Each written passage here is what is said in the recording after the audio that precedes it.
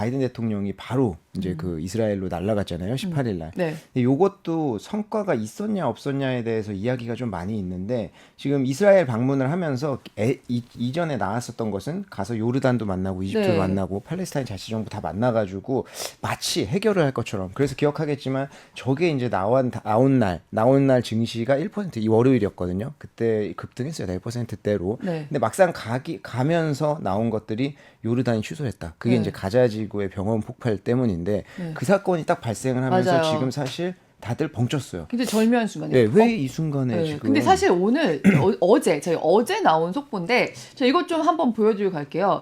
지금 처음에는 저희도 브리핑에서 말씀드렸지만 이거는 당연히 이스라엘이 쐈을 것이다라는 분위기가 지배적이었고 지금 하마스 뭐 팔레스타인 쪽에서는 이스라엘이 거의 학살을 했다 이런 분위기가 그쵸. 있었는데 이스라엘 인텔이 이스라엘 정보기관이 자기들이 하마스 요원들 도청한 거라면서 사실 내놓았던 게 있는데 요거 좀 잠깐 보면서 좀 얘기를 나눠볼까요? 같이 한번 볼까요? 네. 영상. 예.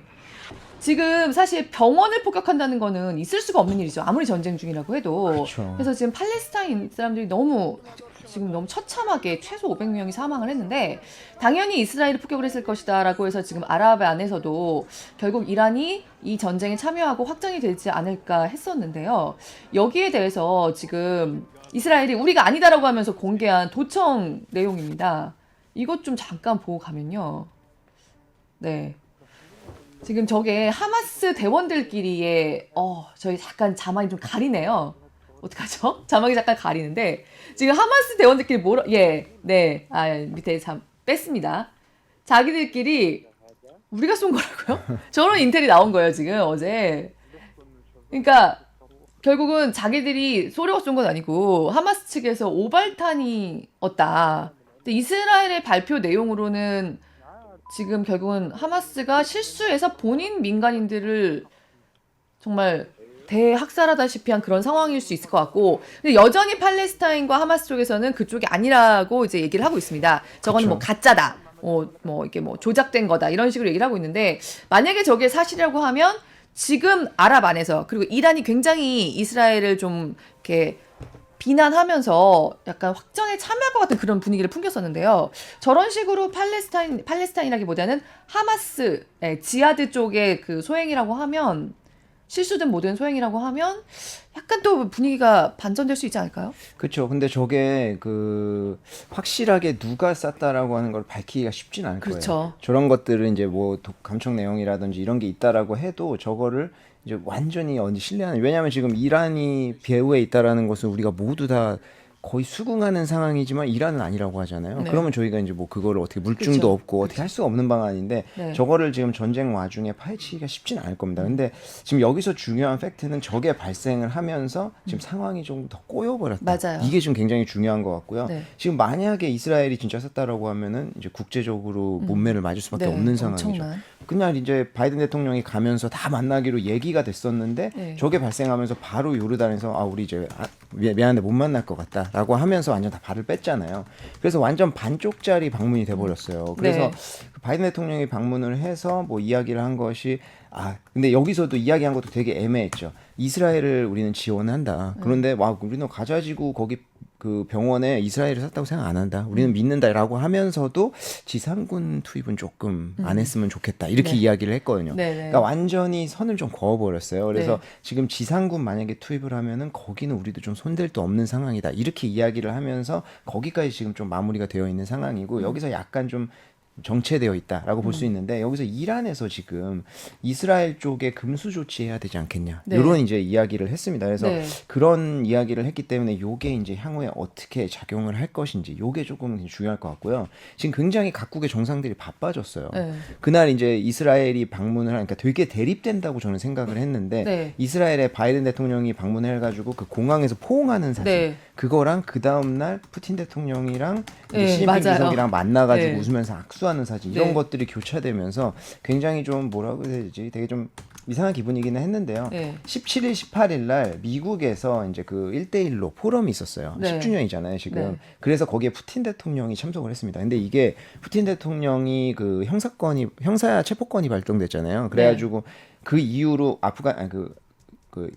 저기 우크라이나 전쟁 이후로 한 네. 번도 출국 안 했어요. 맞아요, 근데 맞아요. 이번에 첫 출국이거든요. 네. 그러면서 이것도 첫 출국이라는 것도 의미가 있고 이제 그 방문을 해서 시진핑 주석도 뭐 나의 오랜 친구 뭐 이런 수식어를 표현을 네. 하면서 굉장히 이제 좀 서로 가까워지는 모습을 보였거든요. 네. 근데 이게 또 여지없이 이제 나눠지는 모습인데 지금 그 얘기들 나오고 있잖아요. 유엔에서 그 계속 인도적인 어떤 그 물품이나 이런 거 하기 위해서 잠깐 좀 전쟁 멈췄으면 좋겠다 이런 것들 발의했잖아요. 근데 네. 그거 계속 거부되고 있거든요. 네. 그러면 이제 외면적으로 봤을 때는 아니 그 좋은 의미에서 하는 건데 왜 자꾸 안 되지라고 할 수 있는데 그게 중국이랑 러시아가 발의를 했어요. 네. 그 상임이사국에 중국이랑 러시아가 들어가 있잖아요. 그러니까 여기서 이제 다른 국가들은 그걸 받아들일 수가 없습니다. 왜냐하면 그 중국이랑 러시아 같은 경우에는 하마스에 대해서 언급이 하나도 없거든요. 이 전쟁에 대해서 두 국가가 지금 이러면 안 되는데 이거 인도적으로 멈췄으면 좋겠고 휴전했으면 좋겠다 이렇게 이야기를 들어보면 맞는 얘기 같은데 하마스에 대한 비난이 하나도 없어요. 그러니까 이거에 대해서는 받아들일 수가 없는 거예요. 그래서 요거는 사실 지금 계속 안 되고 있는 거거든요. 이런 식으로 지금 중국이랑 러시아 그리고 또 이제 계속 갈리고 있습니다. 그리고 이번에 이란에서 이제 금수 조치를 해야 되겠다라고 하면서 이제 유가도 조금씩 이제 그 영향을 받는. 근데 요거는 근데 이란에서는 그렇게 주장을 했는데 그 후에 오펙 플러스가 약간 이란에 거절했죠. 네, 받아들이지는 않을 거예요. 근데 네. 이제 이란에서 계속 이런 시도를 할 것이고 그게 심리적으로 이제 투자자들에게 영향을 좀 주는데 이게 73년도에 석유 파동이 있었잖아요. 그쵸. 이게 10년이 이어졌거든요. 네. 근데 요것처럼 될 거다라고 보는 사람은 거의 없죠. 네. 근데 이제 그 당시에 이제 악몽이라고 해야 되나 좀 그런 것들이 떠오른다라고 봐야 될 것 같고 오펙에서는 사실 반응은 아직은 없어요. 네. 그리고 이스라엘 같은 경우에는 이제 카자흐스탄, 아제르바이잔, 이라크, 아프리카 뭐 이런 데에서 이제 그 하루에 약 25만 배럴씩 수입을 하거든요. 근데 여기서 대부분의 물량이 이제 카자흐스탄, 아제르바이잔 요쪽에서 와요. 네. 근데 이 두 국가가 사실 본인들이 시출을 하고 이럴 만한 능력이 많이 있지 않잖아요. 그러다 네. 보니까 이제 그 엑슨모빌하고 합작해가지고 시추하고 이제 석유를 채굴하다 하거든요.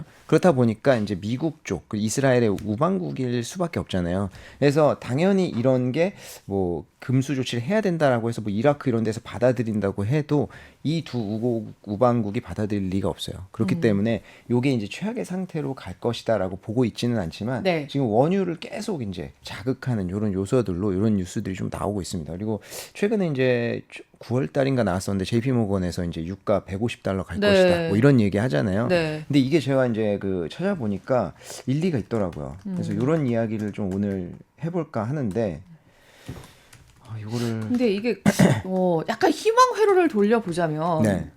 일단 미국에서 또 되게 바쁘게 움직이고 있잖아요. 그렇게 될까봐. 그쵸. 그래서 일단 베네수엘라에도 여러 가지 그쵸. 제재 조치를 했었었는데 베네수엘라랑 살짝 약간의 화해를 하면서 지금 베네수엘라가 원유 생산량 좀 늘린다는 얘기도 나오고요. 그렇죠. 근데 이제 베네수엘라 네. 같은 경우에는 2019년도 초에 2019년도 거 보면은 하루에 36만 5천 배럴씩 이제 생산을 했어요.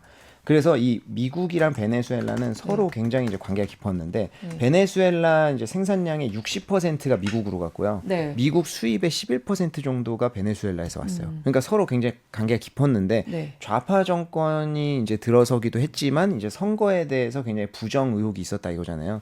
그래서 이제 미국이랑 사이가 안 좋아지고 이제 제재 조치가 가해졌는데 급해진 거죠, 사실은. 그러다 보니까 네. 이제 제재를 조금 일부 완화를 해줘서 근데 이게 제재가 지금 부정적으로 보는 건 그런 것도 있어요. 제재가 완전히 다 풀려야 옛날 수준으로 돌아올 것이고, 근데 문제는 옛날 수준까지 돌아오고 이게 수출까지 이어지는 데는 시간이 네. 얼마나 걸릴 것이냐에 대해서 의구심이 있다라는 건데, 일단 심리적으로는 당연히 좋게 작용을 하는 거고요.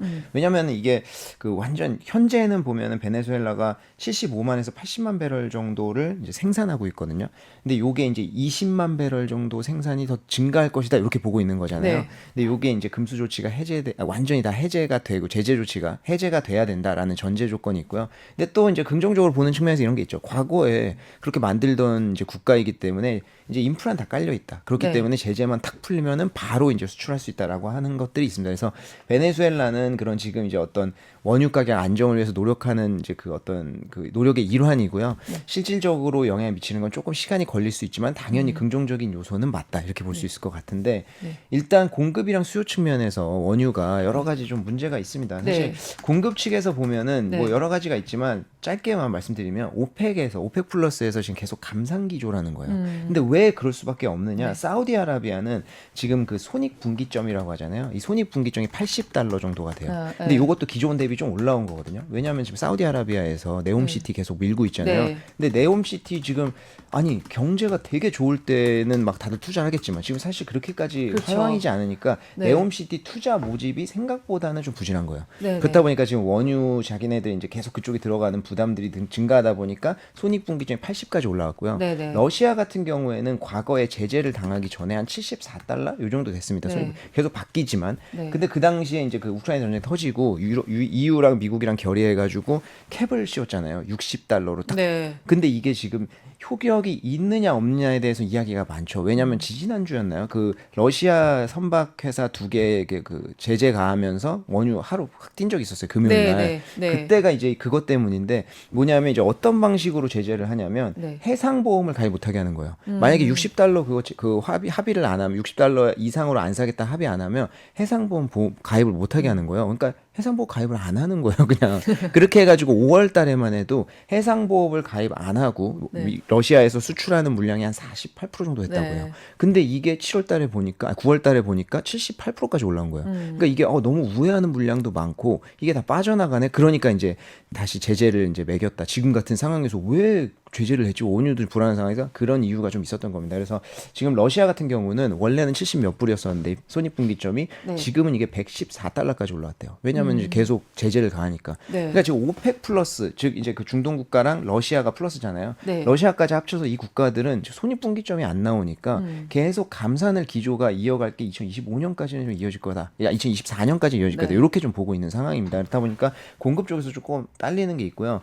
그럼 미국에 대해서는 다들 생각할 때 셰일가스 있잖아요. 셰일 오일. 그거 있으면 되는 거 아니에요? 라고 할 수 있는데 지금 그 베이커 휴즈라는 데서 그 에너지 기업에서 계속 이제 리그 카운트라는 거를 발표하잖아요. 시추기 개수인데 이 시추기 개수가 622개까지 확 떨어졌습니다. 이게 매주 발표하거든요. 근데 13일 기준으로 보면 622개까지 떨어졌는데 이게 전년 동기 대비하면 142개 정도 빠진 거예요.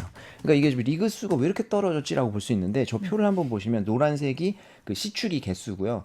저 표 밑에 있는 그 그래프는 그 원유 생산량이에요. 그럼 지금 계속 연일 이런 뉴스 나온단 말이에요. 미국의 원유 생산량이 연이 이제 최고치를 기록하고 있다. 기록하고 있는 건 맞는데 지금 그 시추기수는 계속 줄어들어요. 시추기수는 매주 발표되는 거기 때문에 굉장히 민감해서 유가 가격이랑 연동이 되어 있거든요. 유가가 오름에도 불구하고 시추기수가 줄어드는 거예요.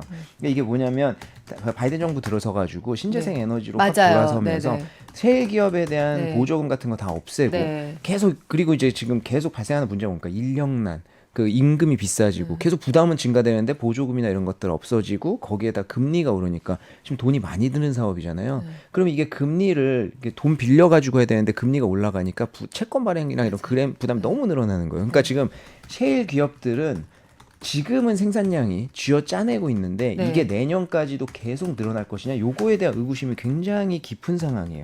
그러니까 뭐냐면 이 표를 미완결 유정 추세라는 표를 한번 보시면 이 미완결 유정 숫자가 뭐냐면 파기 시작을 했어요. 유정을 파가지고 이제 바로 꽂아가지고 뽑으면 돼요. 근데 요거를 하려고 하는데 이제 계속 파놓을 거 아니에요. 지금 새로 시작을 하면서. 근데 요게 이제 개수가 계속 증가해야지 앞으로 이제 생산할 것이 많다라는 걸 우리가 볼 수 있잖아요. 근데 요게 지금 계속 줄어들고 있습니다. 생산량은 증가하는데 줄어든다는 건 뭐냐면 향후에 이제 그 생산량이 감소될 가능성이 있다라는 거죠. 일반적인 전통 원유랑 셰일 오일이랑 차이가 뭐냐면 셰일 오일 같은 경우에는 그 채굴하는 게 힘들잖아요. 요거는 강점이라고 하면요. 시추하는 게 지금 계속 이제 기술이 발전돼 가지고 멀리 퍼져 있는 모래까지 뽑아낼 수 있다는 강점은 있어요. 근데 이거는 고갈이 돼요. 근데 원유는 계속 생기잖아요. 그러니까 이게 뭐 그것도 언젠가는 고갈되겠지만, 네. 그러니까 이게 셰일가스나 셰일 오일 같은 경우는 고갈률이 상대적으로 빨라요. 그러니까 지금 이런 상황에서 공급이 조금 많이 줄어들고 있다. 그래서 내년에 이제 $150까지 올라갈 것이다라고 하는 데는 이런 원인이 있습니다. 저 이게 사실 좀 궁금했거든요. 네. 왜냐하면 그 바이든 대통령이 뭐 누구나 자기가 이제 대통령이 될 때는 본인이 이것만은 꼭 하고 나가겠다라고 하는 역점 사업 같은 게 있잖아요. 핵심 사업 같은 게 그 중에 하나가 바이든은 굉장히 이 신재생 에너지 그쵸. 정말 뭐 태양광이라든가 이제 그 바이든 딱 취임 일성 중에 하나가 이제 정말 이 오일, 가스, 원유 이쪽은 굉장히 사양 산업이다라는 거를 너무 세게 얘기를 하는 느낌이 좀 있었어요. 아니 제가 이제 뭐 석유 업계 쪽을 편을 드는 게 아니라 당연히 우리가 나아가야 될 방향은 신재생 에너지긴 한데 그때도 얘기가 좀 나왔었던 게 저러다가 중동에서 뭐 삐끗하거나 문제 생기면 그쵸. 이거를 현실적으로는 좀 천천히 가야 되는데 맞습니다. 너무 빨리 가다가 만약에 좀 상황이 생기면 큰일 날 텐데 이런 얘기를 그때도 했었었는데 그때 되게 많이 들었던 얘기 중에 하나가 저 시추기는 이게 오늘은 닫았다가 내일은 열 수가 없다. 그렇죠, 그렇죠. 그래서 지금 보조금을 끊고 지금 하지 말라 그러면 쟤네들은 저거 다 철거하지 저 내버려 둘 수가 없는 물건이라고 그쵸. 하더라고요. 그러니까 이제 그냥 뒀다가 중동에 문제 생기면 그럼 좀 다시 뽑아줘 이렇게 할 수가 없고 끝 그러면은 이거를 다 철거를 하고 안 한다고 하더라고요. 그쵸. 그래서 저 약간 사실 이번에 중동 문제가 생기면서 그게 좀 궁금했거든요.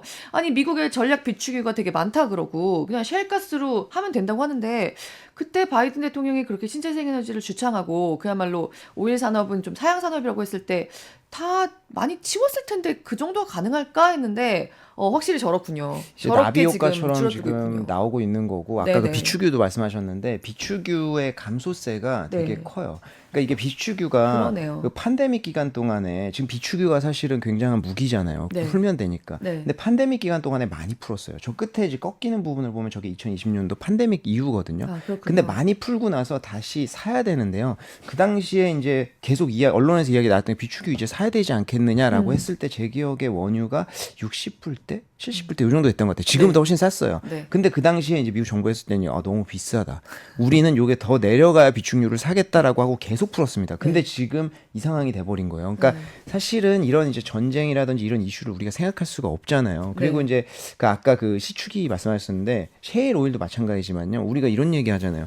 원유 그거 이렇게 올라가면 좀 중동 국가들 좀 이기적으로 본인들만 생각하고 좀 증산 좀 해야 되는 거 아니에요? 막 다들 막 화내고 막 그러잖아요. 네네. 근데 제가 뭐 네. 중동 편은 아니지만 네네. 그들의 입장에 생각해 보면 아까 맞아요. 말씀하셨듯이 딱 빨대를 꽂고 나서 꽂으면 뽑기 계속 해야 시작하면 되는 거예요. 계속 뽑아야 네. 되는데 이거 지금 뭐 네. 중간에 그냥 문을 열다 닫았듯이 달 수 없는 거잖아요. 네. 그렇다 보니까 이게 증산도 쉽지가 않아요. 맞아요. 그러니까 이런 것들에 대해서는 우리가 좀 냉정하게 판단할 필요가 맞아요. 있다는 건데 네. 지금 나비 효과적으로 이렇게 퍼져서 원유에 대해서는 뭐 어떤 긍정적인 요소들 베네수엘라라든지 이런 노력을 계속 할 거지만 지금 팩트 자체는 이런 것들이 좀 산재해 있다는 것은 우리가 인지할 필요가 있다는 거죠. 네. 아니, 바이든 대통령이 신재생 에너지를 굉장히 밀고 오일 산업은 그야말로 다 끝난 사람처럼 얘기하고 나서 그 직후에 사실 좀 몇 가지 상황이 딱 터지고 나니까 천연가스도 그렇게 급등을 하고 맞습니다. 오일 가격도 이렇게 난리가 나고 그러니까 신재생 에너지로 가야 하는 방향은 맞는데 세상은 이 상대로 굴러가는 게 아니니까 사실 플랜 B, 플랜 C는 있어야 되거든요. 정치를 하는 사람들은.